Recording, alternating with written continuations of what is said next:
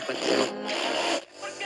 Don't wanna kill myself, but I'm sick of being low. Wanna say fuck my health, cause it always seems to go. I wanna heal, what's the deal? Tell my doctors that they suck. Can't get high, can't get drunk, can't find God in the stuff. I try so hard to be myself. You'd rather see me burn in hell. This world hates everyone who loves. I know we'll one day rise above.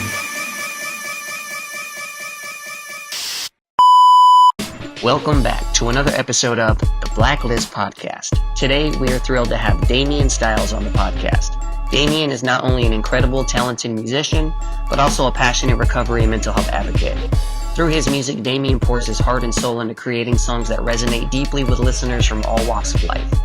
His commitment to using his art to foster connection and understanding is truly inspiring. Join us as we dive into a conversation about music, life, and so much more. This is going to be a powerful and meaningful discussion you do not want to miss. This episode, along with the host of other inspiring stories, can be found at theblacklistpodcast.com. Without further delay, Damien Styles.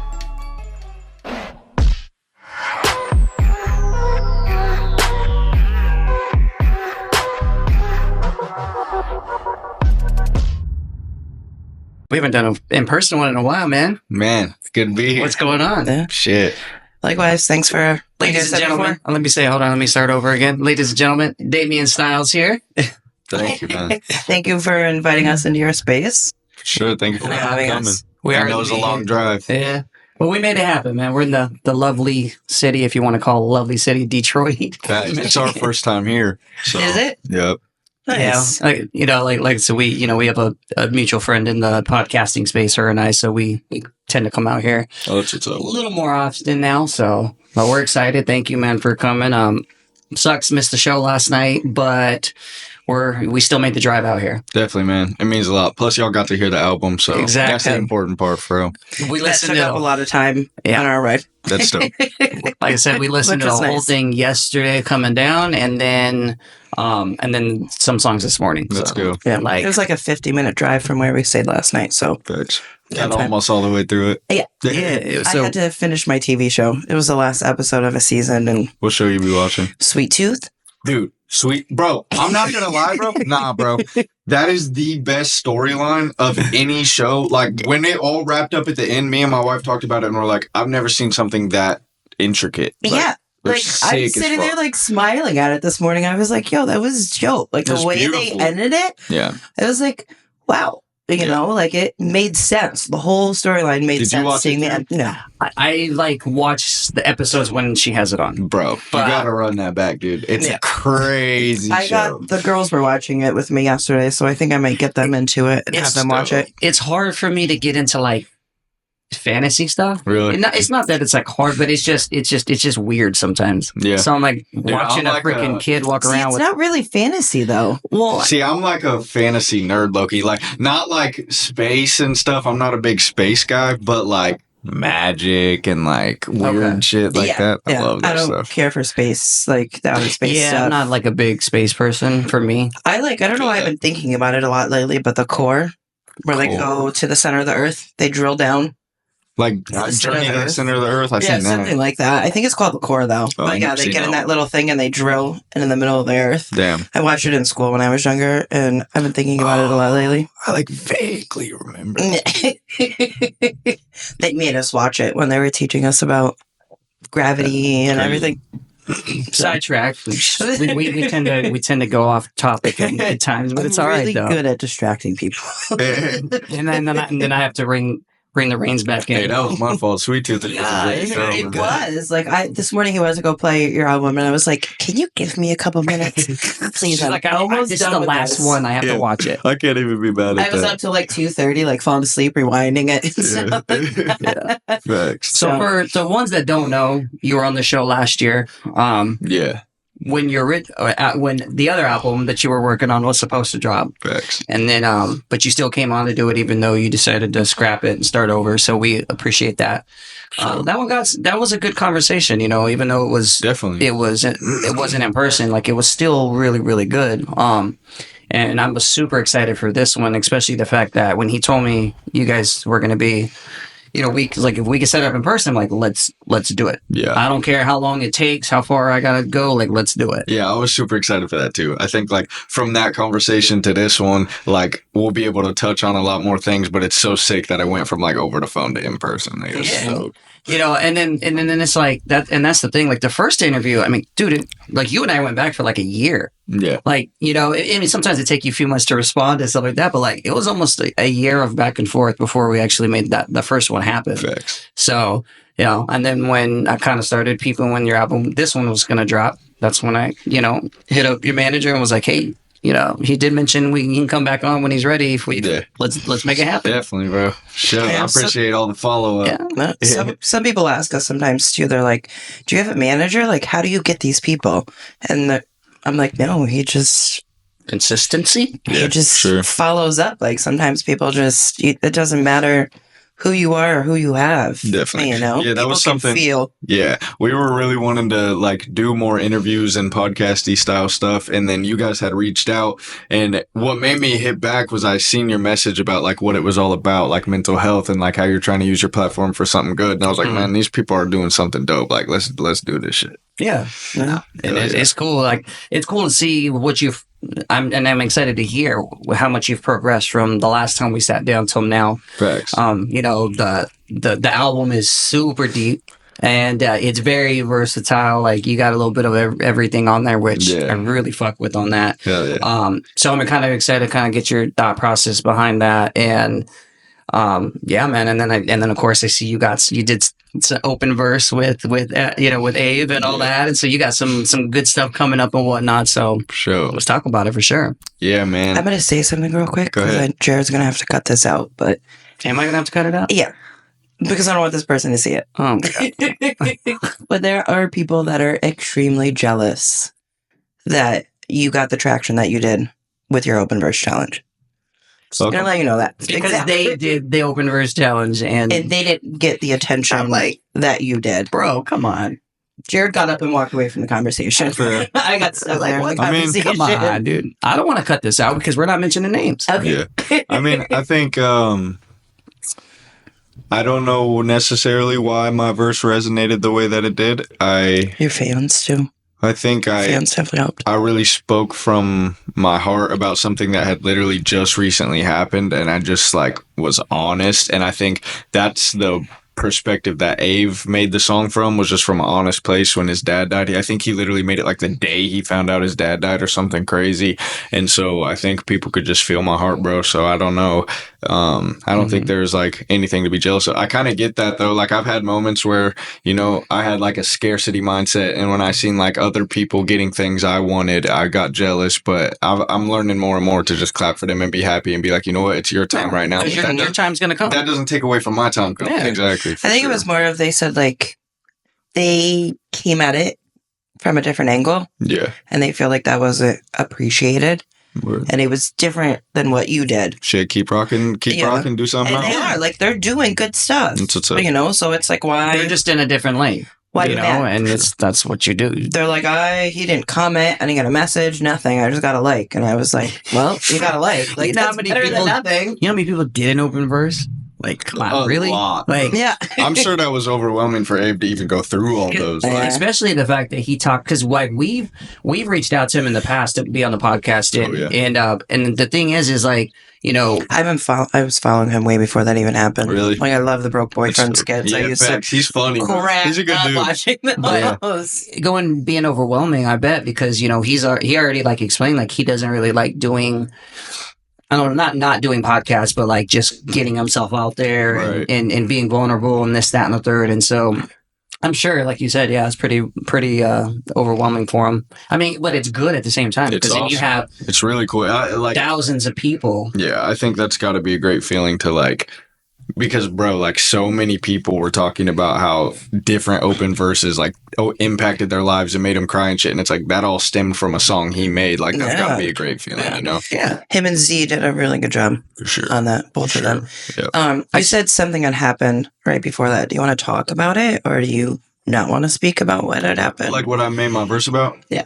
Yeah, so man, R.I.P. my homie Kevin, bro. He I talk about it a little bit on the album. I'm like, Kevin couldn't hold his liquor. Liquor had a hold of him. Watch that shit erode his liver. Pray God got a home for him. Found him lifeless, hypothermic. Ain't nobody cold as him. Give the shirt up off my back. I wish I had a coat for him.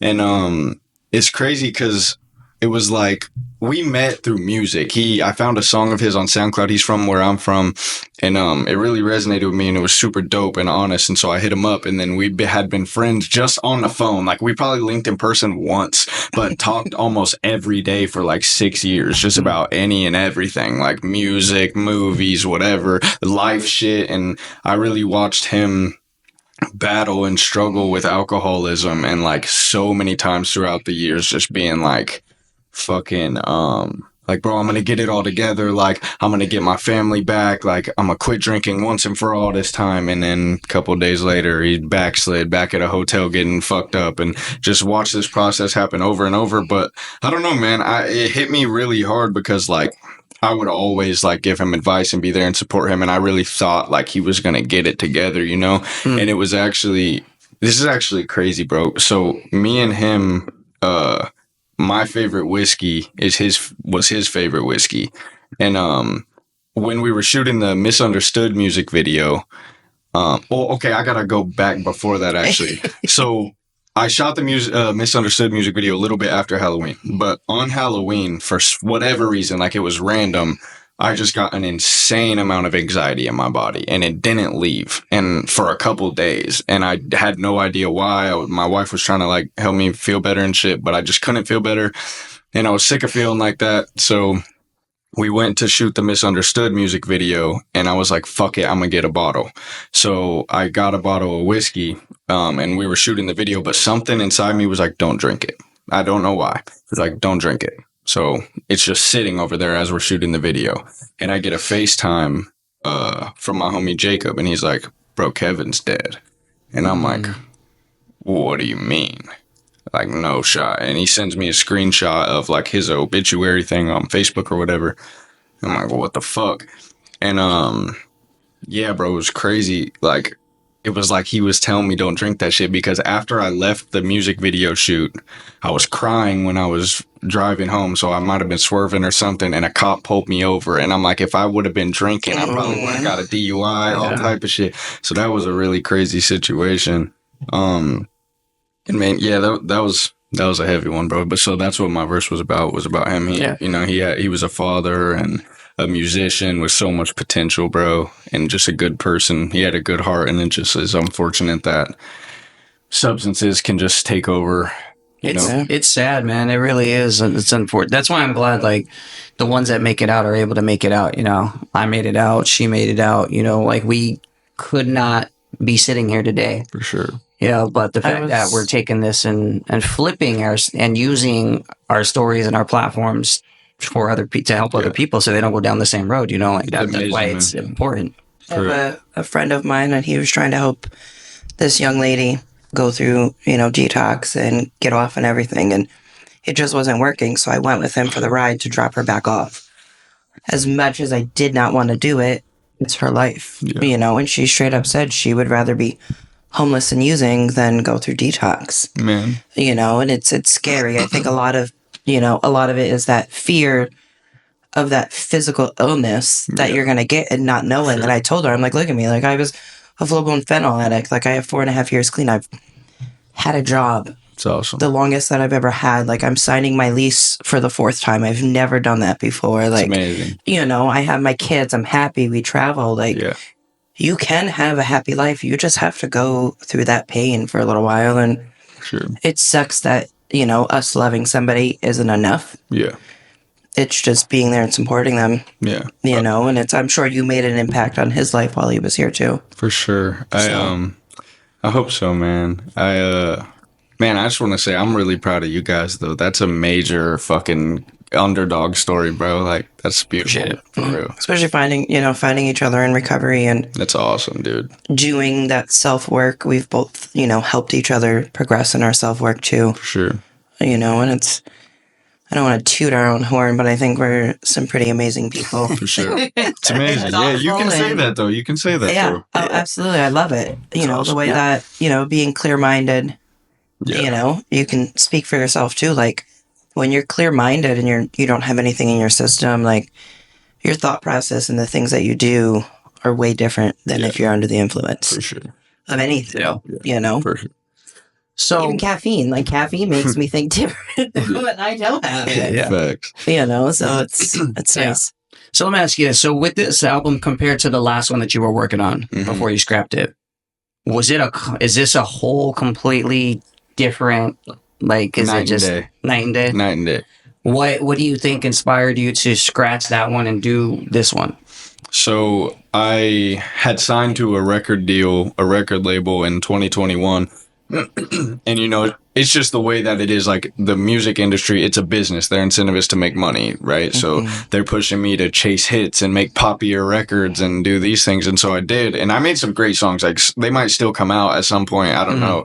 But, I chose to go back independent because the label shit that ain't for me, bro. And for several reasons. But it really just hit me. I was sitting there reflecting and I was just like, why? Because I was feeling really burnt out with music in general. Like I wasn't excited to put out music. I wasn't excited to promote music, like because I didn't feel super strongly about it. And so I just I was like, man, that's not my incentive. Isn't money. My incentive is fucking connection and connecting with people and being honest and making great art, like something that I'm fucking proud of. And I'm not going to be able to get in front of a camera every day and promote something that I don't fucking love and stand behind and feel is important. And so I just hit my producer and I was like, hey bro, I know I already paid you for this album. I was like, I can't stand on this album. I was like, can we just make a fucking another one? And he was like, bro, he's like, you already paid me. He's like, let's make the album that you're supposed to put out. And he was super cool about it. So shout out Gabriel Alexander. He's a fucking genius. He produces like all my shit, bro.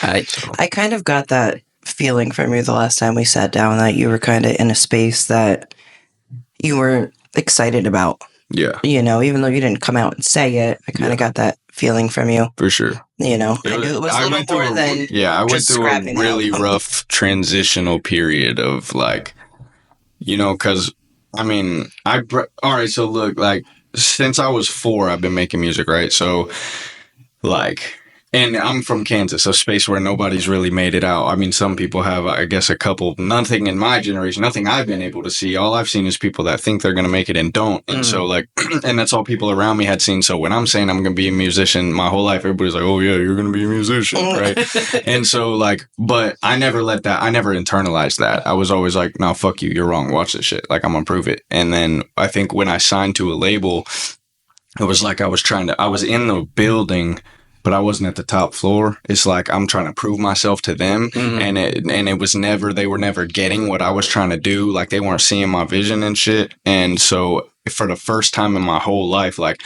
I started, all those things that other people had said started creeping into me, and it's like, wait, are you crazy? Like, are you not what you think you are? Are you not capable of this? But like, I just started having a lot of self-doubt, and I like lost confidence in myself. And so I really just went through like a almost 2-year depression period of just like, I don't even know who I am, what I want to do, what the fuck is life type shit. Yeah. And so I think, it would be really weird if after a transitional time period like that, I dropped a fucking happy pop album. No, you need to hear the shit I've been going through. No, that's what resonates the most. Just like going back to the open verse, you're like, I don't know why people resonated with it, but it's because it's real fucking life. And so, you can't stand on something that you don't believe in or you don't support or you don't feel. So making music, it's not like, yeah, okay, it's a job, it's your income, it's this and that, but it's more than just that. Sure. I'd do this if I never got another dollar. Like, yeah, and that's the thing, like, you shouldn't just put something out just because it's going to pay the bills. Yeah. Like, if you don't stand on it, don't stand on it. But now I think with this album, after hearing it, like, bro, like I fuck with every song, and you feel the emotions in every single one, and I'm sure that had to be pretty emotional making as well. For sure, yeah. Like I'm sure. You definitely, like I was saying before we started recording, like some of your songs, they're deep. You go into a lot of detail, and I think people hearing that and then seeing where you are, and you being honest about not being happy all the time, or feeling this way and feeling that way, is really going to help a lot of people. Man, I hope so. That's for sure the intention. I believe that. Absolutely. Because I think there's a lot of people out here dealing with things that I touched on the album. Like you had mentioned, Booger Wall was your favorite track, and like, I'm talking about getting molested, and like, I think like I actually made like that close song. people too, not just right. And I made that song when I was 18 actually, and I've been holding on to it since then. And I wasn't scared to put it out, but it just never felt like the right time. Mm-hmm. And I was like, so this album, it's just self-titled. I'm calling it Damien Styles. Yeah, that's what I was going to ask too. Like, how did it feel? Yeah, putting that stuff out there. Exactly. So I was like, you know what? If I'm just really, this is Damien Styles, then I'm gonna put that on there. Like it's time, And I just think like starting that conversation, because there's not a lot of I think more and more people are talking about like sexual trauma they went through and stuff like that, but especially for men, like it's still a taboo. Like you got your pride, and it's like, I don't want to admit that shit. And it's like, fuck it, bro.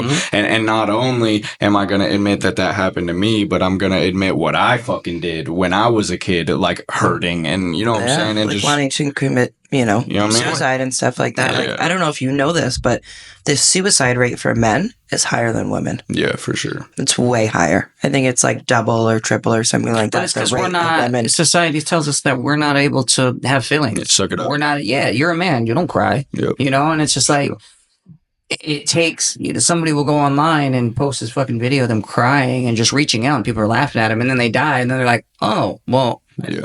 Oh, I wish there was something that could have happened. There was, it's like, I think, really. Jared was talking about this recently. Some dad group that he's in. This person had went on and tried to reach out for help, and then 2 days later, the guy was dead. No, it was the same night.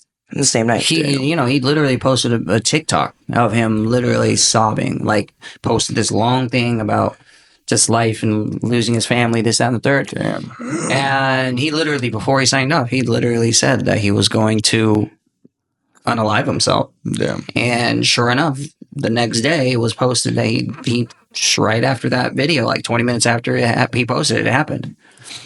And then people go through the comments like, man, I wish there was something I could have did, or I wish there was this, I wish there was that. Fuck you. No, you didn't, because if you really wanted to, you would have done it at that time. Maybe you can't for that person. No, but now for other people. But it's just, I don't know. It's just frustrating. It's so complicated, bro.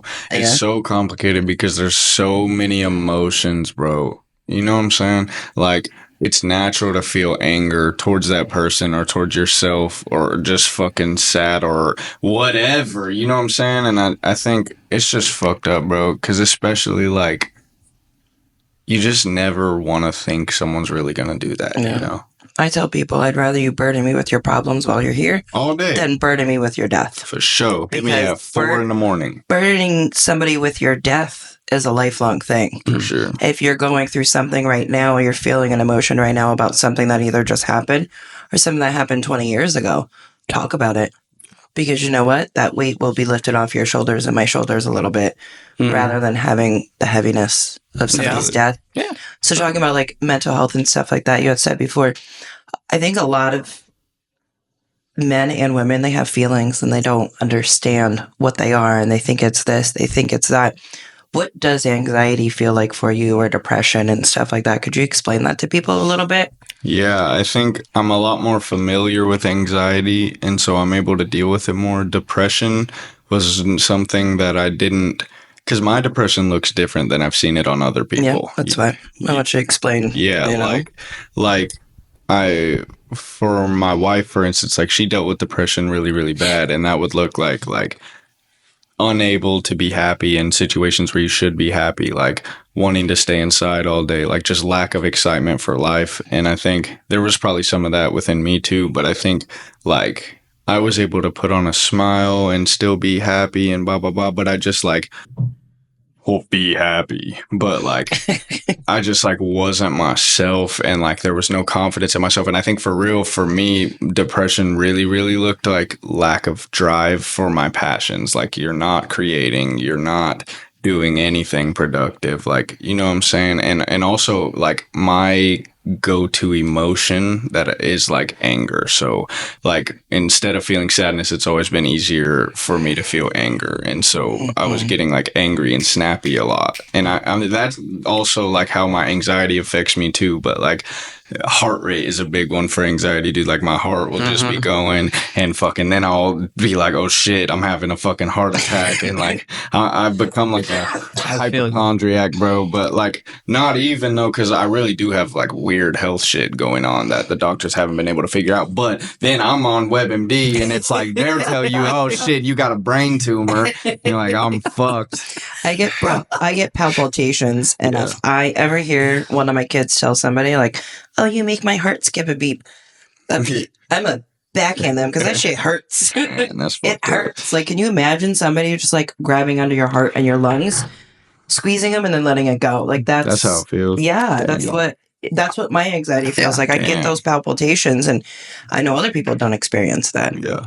I'm the same way too. Like mine's I can manage it. Look at my chest and see it happen. Damn. I can manage my anxiety more now than I used to be. Me too. But I used to be like bad. Like I would call an ambulance like 3 or 4 times a week, go into the hospital because like I would go into such major panic attacks that like my hands would go numb, my face, I can't breathe. Like you think you can't breathe, and it's like shit's scary, bro. You know like you're dying. Yeah, and even though you know it's anxiety, it's in that moment you're like, don't tell me that's what it is. But you know, but now I can manage it a little bit more. But like I'll be honest, I'll be 100%. This morning, I was rough this morning. For real. I had mad anxiety this morning. I don't know why. I don't know if it was because of this. I don't know what it was, but I mean, my stomach was fucking in knots this morning. Like I was nauseated. Like I was just like, fuck, like.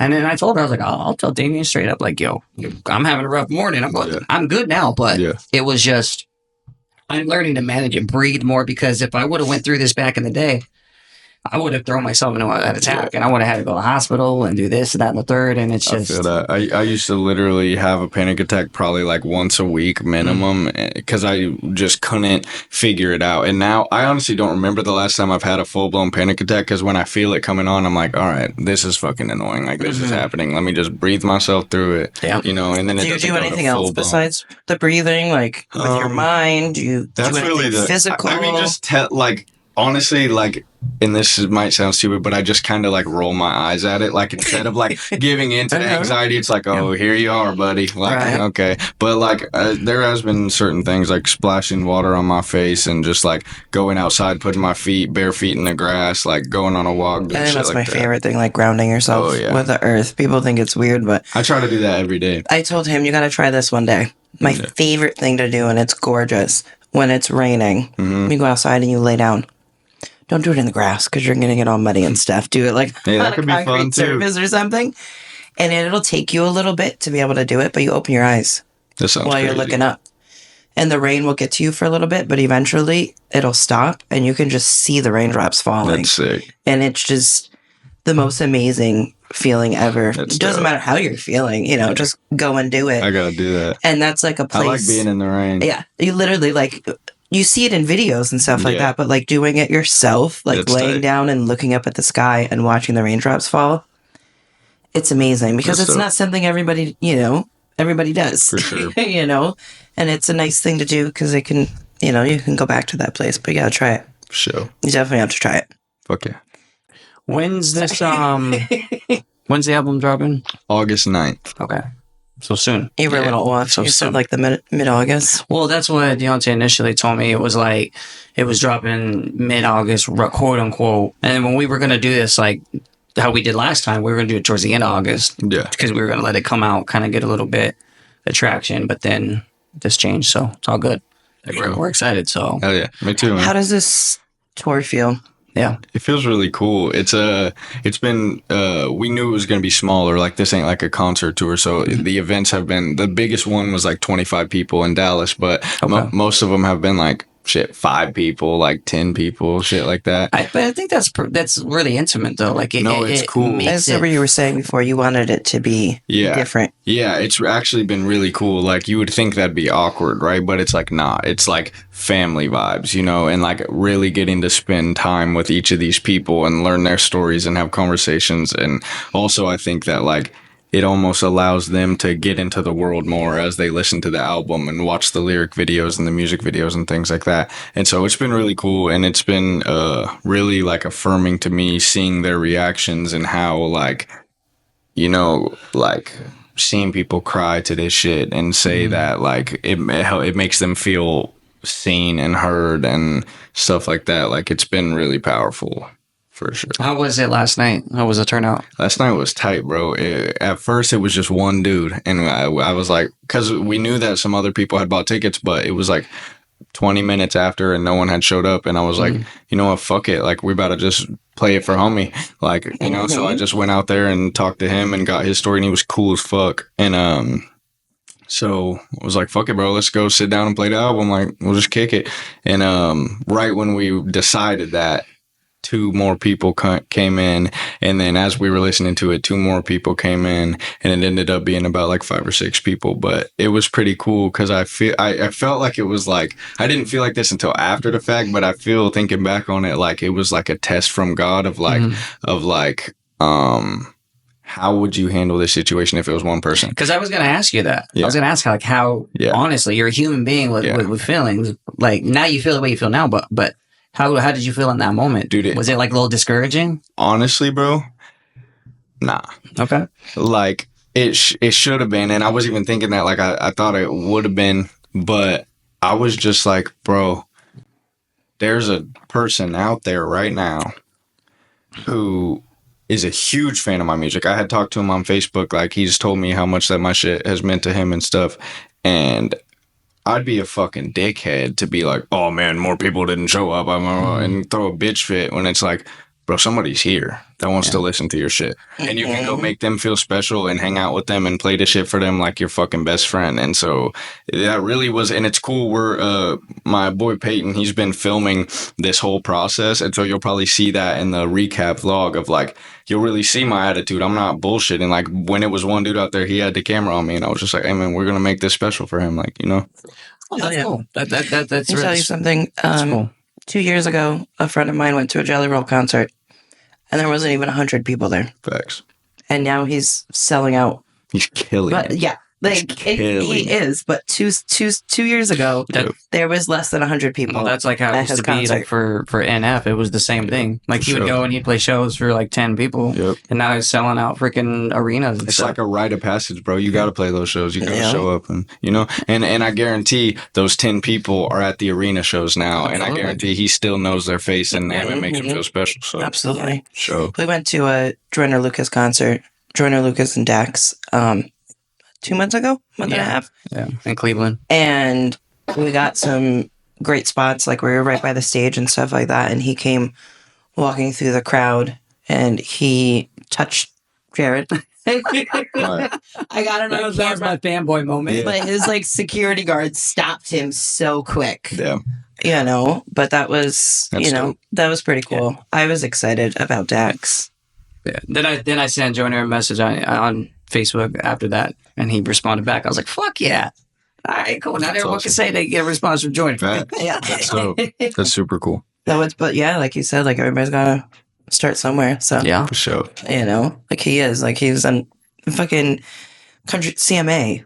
Yeah. You know, and 2 years ago, you could go to a concert of his and literally talk to him. Yeah, exactly. And get an intimate conversation with him. Now that's why you gotta pay for that. Yeah, that's why like this is so important to me, because I'm just like I really believe in the music that I'm about to put out, and I know that my music's only going to get better, and I'm like, it won't always be an opportunity for me to do things like this. So while I can, I really want to like make my fans feel special and, you know what I'm saying, connect with them and do everything that I can. Even though we had already sat down and did a podcast with you, when you like respond to me on TikTok and stuff, I tell Jared, I go, I ain't coming back to me. I just crack up about it. Yeah, cause, and I'm sure, because I know, and you don't have to talk about this if you don't want, but, you know, I know that you've been going through some health issues and whatnot, and so that was kind of like given you a setback on some things. Sure. And so I'm sure that had a lot of influence and impact on the release date of this. Like, was it supposed to drop sooner, or was this like always anticipated? Yeah, no, it didn't push the release date back. That's been something, and that definitely contributed to my depression as well. Right. Because I know you don't like talking about it. No, I'm down to talk about it. For people that don't know, like we don't know what it is yet. I've had every fucking brain tumor. Fuck.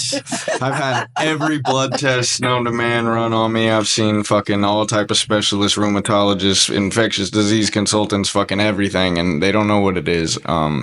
But for whatever reason, I will have these flare-ups where I'll get like 100 canker sores in my mouth at a time. It'll be on my cheeks, gums, tongue, fucking everything, lips, inside of my lips. And I can't talk, I can't eat, and it lasts for about like 10 days. And is it happening on your hands or your feet too? Nope. I thought, see, hand, foot, and mouth. Exactly, right? Fitz disease, that's what I thought of at first. Nope, just and it's never been on the outside of my mouth. It's not a fucking herpes. It's not nothing like that. They don't know what it is. But for a while, that was happening to me pretty much every 2 weeks. And so I was literally spending 6 months out of the year just miserable. And that was while I was signed to a record label. I was shooting music videos. Nobody knew, but I was shooting music videos and doing studio sessions with mouthfuls of canker sores, just thugging it, bro. Just like, because that fucking hurts. Just one hurts. You're just so like, can you imagine 100? huh? Were you just like drinking Orajel? No, I was just raw dogging the pain, bro. You'd been drooling all over the place if you were using Orajel. Yeah, and so we found a way. I've been taking like vitamin C every day. That seems to happen when I get sick. So I've just been taking precautions to not get sick. You know, washing my hands a lot more, vitamin C, shit like that, and it's been happening way less, and so that's good. But I've seen a lot of comments. People were saying, use a certain rinse or something like that. I don't remember exactly what it was. I saw a lot of people like genuinely trying to be helpful, and I appreciate that. But I'm like, you don't think I've tried all this? Right, because you've been Have you gone to the doctor during one of your flare-ups? Yep. And gotten them like tested and stuff like that? Like, they're just horrible. Everything to know. comes back as normal. Like it's not even in your brain. Like you physically you can see this illness that you have going on and not having answers. And I honestly think something too, that helps them. I think like there's like more to it. I feel like it's probably like a spiritual attack. Like I feel like my mouth. That's what I do. Like that's how I make a difference in the world, you know what I'm saying? And so I feel like it's like the enemy trying to silence you. Exactly. It feels like that a bit, and it also feels like, but I feel like God has also used it to get me to slow down. Like specifically when I was signed, like I needed to experience that depression, and a lot of character development happened that humbled me and made me a person that I actually need to be. And I feel like if I would have just kept going up and up and up and up and up, that I would have became a piece of shit, bro. Like really, like you know what I'm saying? Yeah. And so like just ego, just all that. And so I really feel like God used that to be like, nah, slow down. We ain't going that fast. It's funny you say that because me and him were talking about that on the way over. He watched our previous episode with you, and he was nervous and excited. And I told him I was like, he's a person. Yeah. He is a person with a recognized talent. I go, and he definitely, if you ask him a question or you say something to him, you can tell that he's putting thought into what he's saying and not just answering it egotistically. For sure. It hasn't gotten to your head yet, and I don't think it will. Yeah, I think it started to, and I think that's a big thing that I had to check. And it's funny, I made a song, it'll never come out probably, but I made a song called Ain't Scared of Going Broke. And it was like when I was still signed to a label, and I was like, I'm leaving, like, and I'm not scared of going broke. Like if I got to bet on myself, whatever. And it's like, that came to fruition, I'm not balling like I was, and it ain't like that, bro. And it's like, but it's like a necessary humbling. It's a necessary, okay, cool. We gotta, it's the fucking bow and arrow metaphor. We got to go back to slingshot forward, and so I think, I definitely needed that. I needed that transition period of, everything going down, bro. The social media views going down, fucking everything going down to be like, all right, cool. Nobody's watching. Nobody really gives a fuck right now. So become who the fuck you want to be. make the music you want to be, implement the habits in your daily life that make you the person you want to be. And so that's really what those 2 years, like even when we did the podcast, everything has been, is me fucking working on my self-discipline, working on becoming a fucking better man, because I believe that all problems in society stem from lack of good men. And so like that's been my goal and my incentive, is like who are you going to be, you know what I'm Right. saying? So And that's Here's what. some advice to give somebody that might need help reaching out or starting that process. You know, even just some words of encouragement, some advice on somebody. Which you know, process? just Working on them yourself. working yeah. on yourself. you know, that's gone through trauma or anything like that. Like somebody specific to look for. You know, to keep in mind to look for these type of people, or just just going for it. Yeah, I think it's going to be trial and error. I've tried for years to fucking keep a planner going and do all these checklists that are going to be good for me. And you got to just find out like what you're actually capable of doing that allows for consistency. Don't just put a million things on your plate at once and overwhelm yourself, because that leads to burnout. So start with one habit, make that, or start with one new task, make it a habit, get it to where that's just a part of your life, and then implement a new one and take it as baby steps until you fucking build yourself up to be Voltron, bro. You know what I'm saying? I think that's a good way. And, I would encourage people, a big thing that growth has come from me is reading books. I would encourage you to find and read books and watch podcasts, and specifically the Bible, man. Even if you don't believe in God, like read the book of Proverbs. It's literally the book of wisdom. You know what I'm saying? Like regardless. And there's so much wisdom in the Bible that teaches you just how to have a good heart, how to be a good person, how to treat people, how to treat yourself, how to be honorable. And so that's my blueprint, man. It's really the Bible. Yeah. No, that's good. Like before she asked that question, I was just going to tell you, that I respect you for being you and being authentic. And we said it last time, but it's still the same. There's people that we know that they let it get to their head. Yeah. Especially people that we've had on the show specifically. Yeah.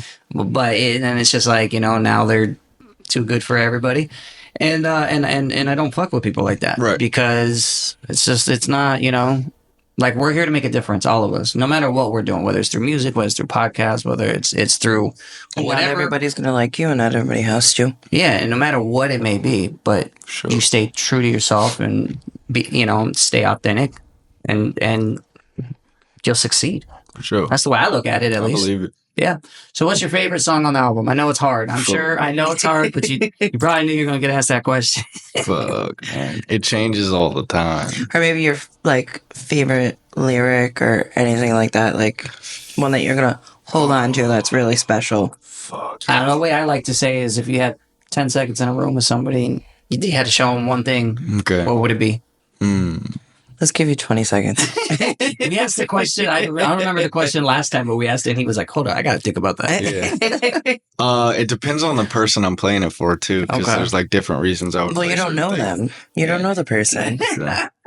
So. Fuck, man. I don't know. Right now, my favorite is probably this song on there called Road to Somewhere, where I'm talking about, all the issues that I see in the world. It's this the one where I'm like, no more CDs, no more theaters, and just talking about the fact that we're literally headed towards extinction if people don't start to care more. Like Sweet Tooth. Yeah, exactly. Exactly. And that's a big thing. Dropout Klub, the slogan for Dropout Klub was always we're the kids they can't control, but I'm rebranding that to just be care more. Because I feel like that's what the world needs, bro. Care more, bro. And so that's really that song is the theme song for that, for just giving a fuck about life. So Road to Somewhere? Yeah. That's probably my favorite. But there's so many. The whole album is great. Thanks, I love it. It's like this I said. afternoon, you'll probably be like, oh, I should have said this one. Yeah, facts, for sure. No, I think every song could resonate with somebody no matter what. For sure. Yeah.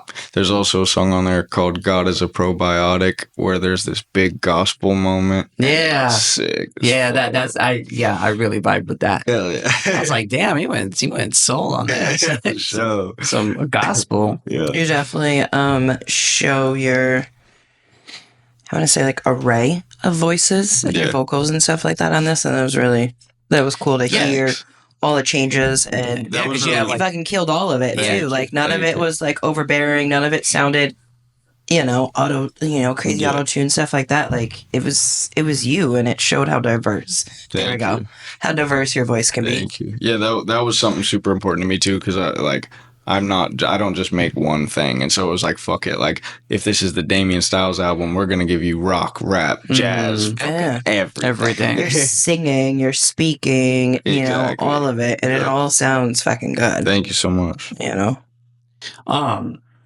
got to ask this question. This is going to go way back to Fucked Up Teeth. Okay. I just don't know why I thought about this, but bro, that music video. What? Sick. The big ass nose and everything. Like, I just have to ask, like, where'd you get that nose from?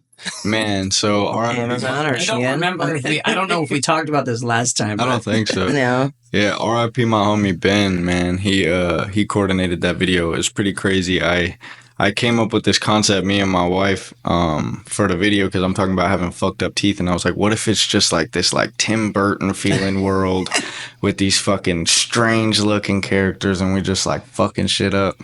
And I had showed my homie Ben, he did videos and photos, Out Here Visuals on Instagram.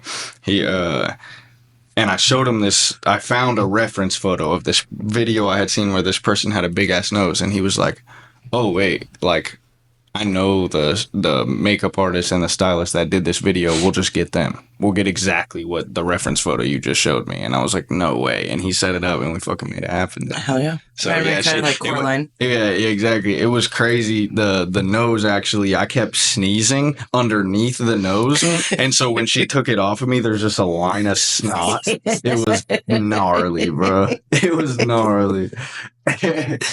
Oh, that was really fun. Like, recording, making really videos and stuff like that. Like, that other part of, the art. Music videos is probably my favorite part of all this shit. I was going to ask, like, so you got one for Misunderstood, but you got some other ones that you're filming for some other songs? Yep. There's one from Misunderstood, Make It to Monday, and Small Town Kids. Those are all out now. And then, there's a few more that are coming as well once the album's already out. Yeah. Are you going to use some of your tour footage? Yeah, actually, that's the plan. Hell yeah. We shot one on the road too for Broken Bones. And I direct and edit all my music videos, and Peyton shoots them all. Like, we're like a 2, sometimes 3 or 4 person band, so everything that we're doing is fucking in-house. So, but yeah, that's like my favorite shit, bro, because it's like I get to put a visual. Like, this is what my song sounds like, but this is how I see it, And I get to, like, act and be like, these are my emotions within this. And like we said before, nobody else is dipping their hands into that pot either. It's just, you doing what you want. For sure. I have this next song I'm getting ready to drop. I'll show you it after, but it's not even, like, finished. And I already, like, I can already see the music video in my head. Sure. Like, it's one of those, like, not everything always comes like that. Yeah. But this one, like, I wasn't even done writing it. Yeah. Like, before I even started recording. And I was like, I already had the music video laid out in my head. That's dope. And so it's just like, when you get those songs and then you get those inspirations and for those videos, like, those ones are something that's going to, like, really hit. Big facts. And so I definitely, I like even though the music video for Misunderstood was, like, simple, it's still, like, fucking, you look like Kiss, Yeah. I love that video. Like, it's nothing overbearing, but it's crazy. That might be my favorite video. I'm proud of that one. It came out good. I like that's my favorite song. Sick. 100% on this album. That is my number one.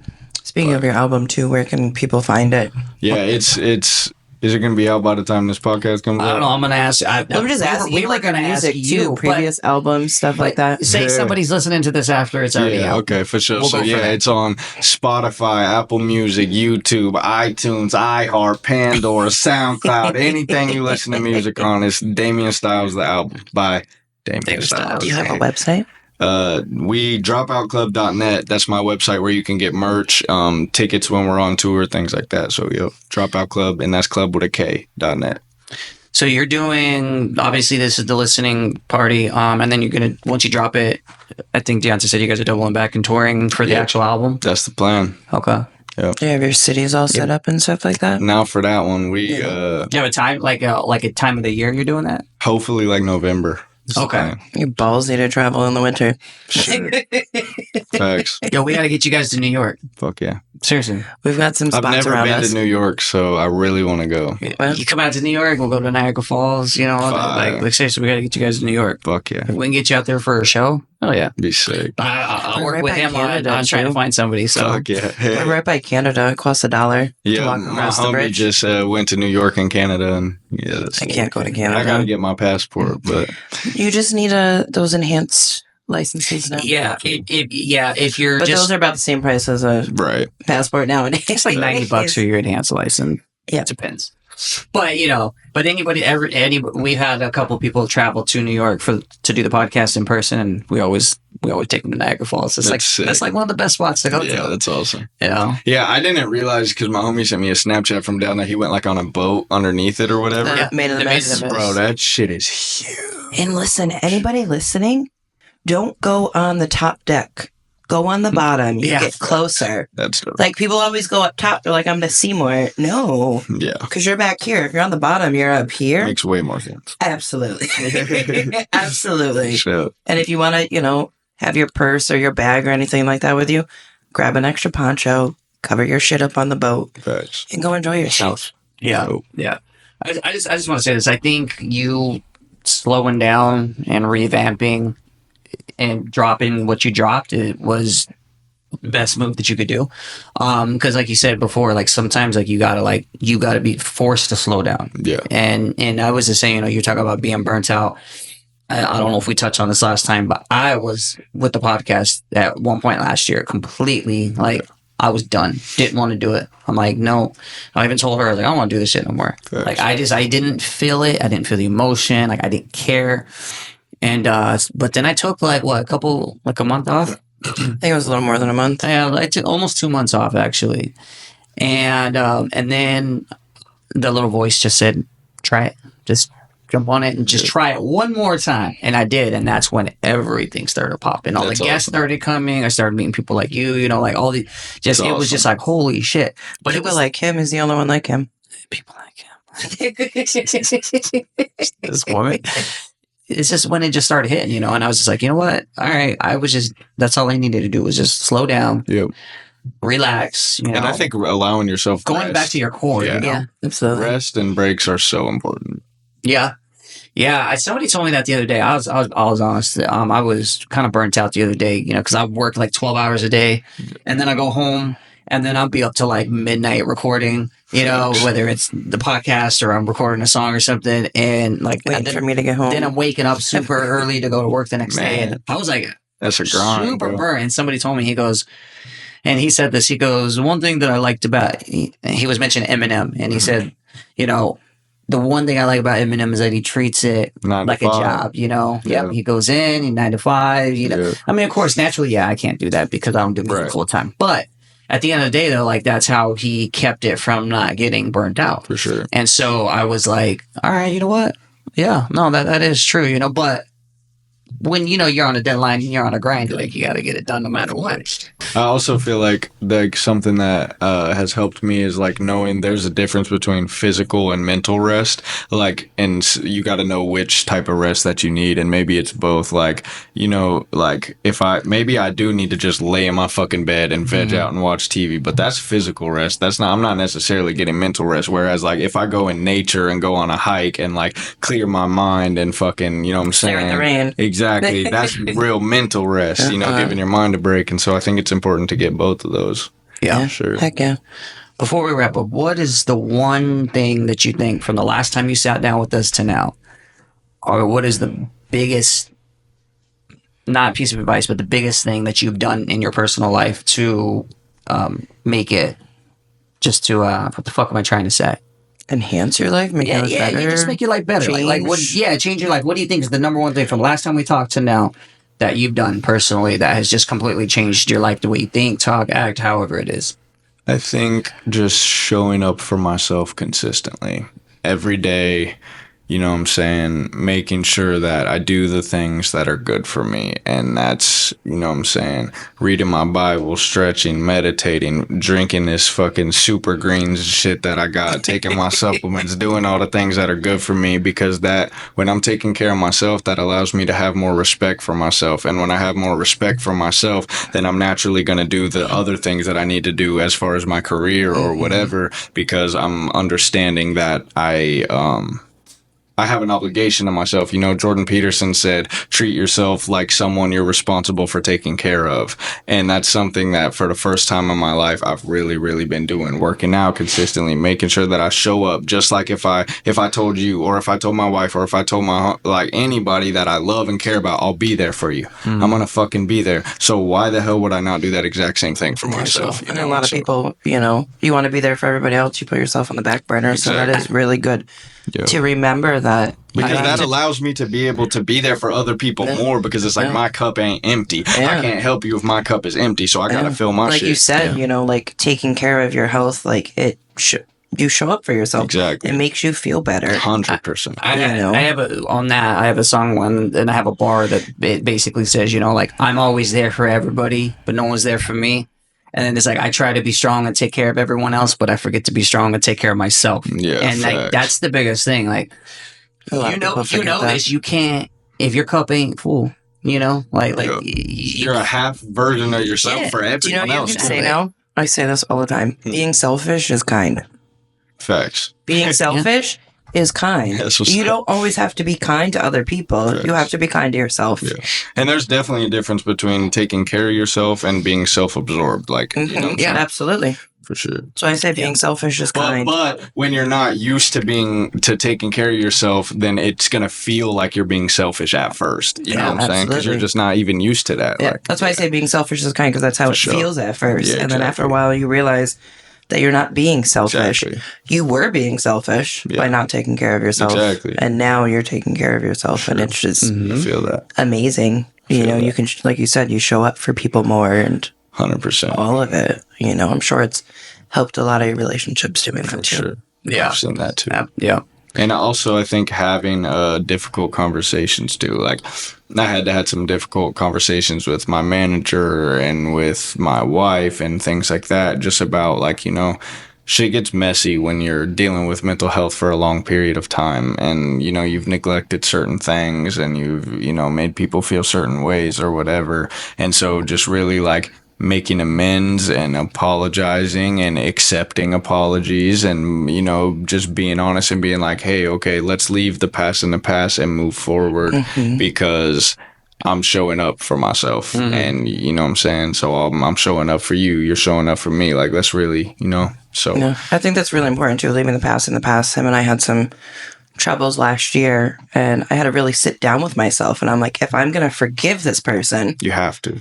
I don't need to hold it against them. For sure. I don't have to forget it, but you don't have to constantly bring it up, because then that means you're still hurting from it. And it's just never going to get better. Like, you're chaining someone to something they did, and that's not fair when they are actually changing. Yeah. You know? When they've, you know, apologized, and like you said, they've made those changes. Exactly. You really have to move on from that and stop. I mean, and it goes back to the saying that forgiving doesn't mean forgetting. For sure.